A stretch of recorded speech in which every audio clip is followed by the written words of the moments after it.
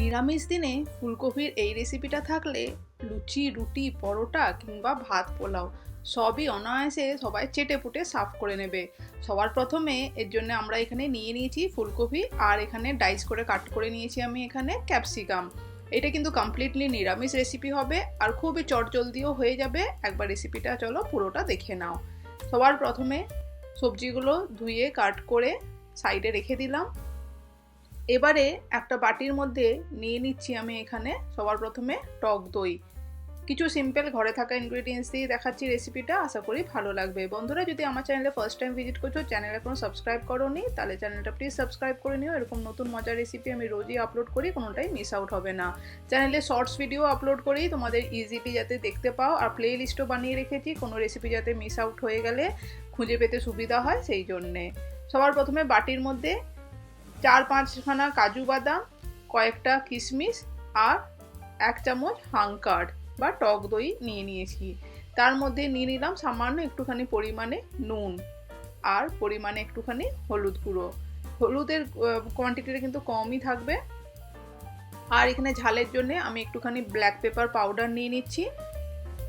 তোমরা চাইলে কাঁচা লঙ্কাও দিতে পারো এর মধ্যে। দিয়ে দিলাম সামান্য পরিমাণে একটু করে জিরে গুঁড়ো আর একটুখানি ধনে গুঁড়ো। ধনে আর জিরের কোয়ান্টিটি কিন্তু খুবই কম থাকবে। আর একটু এলাচের পাউডার দিলাম পিঞ্চ অফ একটুখানি। এরপরে ওগুলোকে সব কিছু কিন্তু জল দিয়ে মিক্স করে একটা স্মুথ পেস্ট করে নেব। এইদিকে কড়াই গরম করতে বসিয়ে বেশ খানিকটা সাদা তেল দিয়ে দিলাম। তোমরা ঘি দিয়েও রান্না করতে পারো, দারুণ টেস্টি হবে।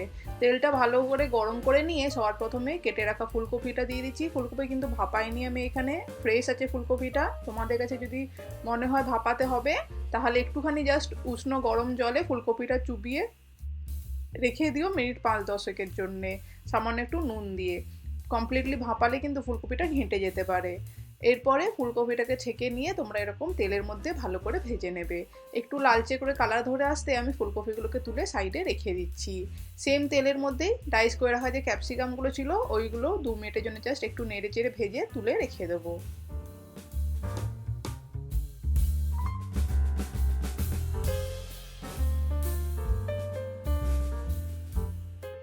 ক্যাপসিকাম ফুলকপিটা ভেজে তুলে রেখে তার মধ্যে দিয়ে দিলাম এখানে তেলের মধ্যে। আমি কিন্তু কোনো ফোড়ন ব্যবহার করছি না, ডিরেক্টলি যে পেস্টটা বানিয়ে রেখেছিলাম কাজু বাদাম আর দই আর সমস্ত মশলা দিয়ে, সেই কাজু বাদাম আর সমস্ত মশলার পেস্টটা একটু জল দিয়ে পেস্ট করে নিয়েছিলাম, সেইটা দিয়ে দিলাম। দইটা কিন্তু পেস্টের মধ্যে দিয়ে দিলে দইটা কিন্তু ফেটে যাওয়ার কোনো রকমের চান্স থাকবে না। সামান্য একটু মিক্সার গ্রাইন্ডার ধুয়ে জল দিয়ে সামান্য একটুখানি চিনি দিয়ে দিলাম। আমি কিন্তু অলরেডি কিশমিশ দিয়েছি টেস্টটা ব্যালেন্স করার জন্যে, মিষ্টিটা যাতে হয় নিরামিষ রান্নায়। আর সামান্য পরিমাণে একটু পিঞ্চ অফ চিনি দিলাম। দিয়ে সব কিছু ভালো করে নেড়ে চেড়ে মিক্স করে, সমস্ত মশলা কিন্তু দেওয়া হয়ে গেছে এর মধ্যে, ভালো করে এটাকে কষাতে হবে যতক্ষণ না অয়েল রিলিজ করছে। একটু নেড়ে চেড়ে রাখতে হবে, কাজু বাদাম দেওয়ার জন্য কিন্তু নিচে ধরে যেতে পারে কড়াইতে, তাই একটু নেড়ে চেড়ে রাখবো। দিয়ে দেখো এরকম একদম অয়েল রিলিজ করে আসবে, খুব সুন্দর কিন্তু পেস্টটা কিন্তু আমাদের এখানে কষানো হয়ে গেছে, কাঁচা গন্ধ চলে গেছে। দিয়ে দিলাম এখানে আমি ভেজে রাখা ফুলকপি আর ক্যাপসিকামটা। এর মধ্যে কিন্তু কোনো রকমের আদা, রসুন, পেঁয়াজ কোনো রকম আমি কিন্তু বাটাবুটি কিছু ব্যবহার করছি না, টমেটোও ব্যবহার করছি না। এই সমস্ত ইনগ্রিডিয়েন্টস কিন্তু সাধারণত আমরা যে কোনো রান্নাতে ব্যবহার করি, তাই বিনা টমেটো, আদা, রসুন, পেঁয়াজ দিয়ে এই রেসিপিটা একবার ট্রাই করে দেখতে পারো, দারুণ হয় খেতে। এরপর আমি ভেজে রাখা সবজিটা দিয়ে ভালো করে নেড়ে নিলাম 1 মিনিটের জন্য হালকা হাতে। তারপরে উষ্ণ গরম জল দিয়ে দিলাম যতটা গ্রেভি দরকার। এটা কিন্তু গা মাখা তরকারি হবে, বেশি জল হবে না, সামান্য একটু জল দিয়ে গরম জল দিয়ে আমি ঢাকা দিয়ে দিলাম। মিনিট 5-এর মধ্যেই কিন্তু ফুলকপি আর ক্যাপসিকামটা সেদ্ধ হয়ে যাবে। দিলেই আমাদের কিন্তু রেসিপি কমপ্লিটলি ডান হয়ে যাবে। নামানোর আগে সামান্য একটু গরম মশলা আর একটু গাওয়া ঘি দিয়ে আমি কিন্তু নেড়ে চেড়ে এটাকে একটু স্ট্যান্ডিং টাইমে রেখে দেবো 5 মিনিটের জন্য। তারপরে গরম গরম ভাত, রুটি, পরোটা, পোলাও যার সঙ্গেই তোমাদের ইচ্ছে তোমরা সার্ভ করে ট্রাই করতে পারো। আমি এটা পরোটা এবং ভাত দুটোর সঙ্গেই খেয়ে দেখেছিলাম, দারুণ লেগেছিল। তাই ফুলকপি এই রেসিপিটা এই শীতকালে মিস করবে না একদমই। গরম গরম বানিয়ে নাও, আর যে কোনো দিনই নিরামিষ রেসিপি যেহেতু বানিয়ে খেতে পারো।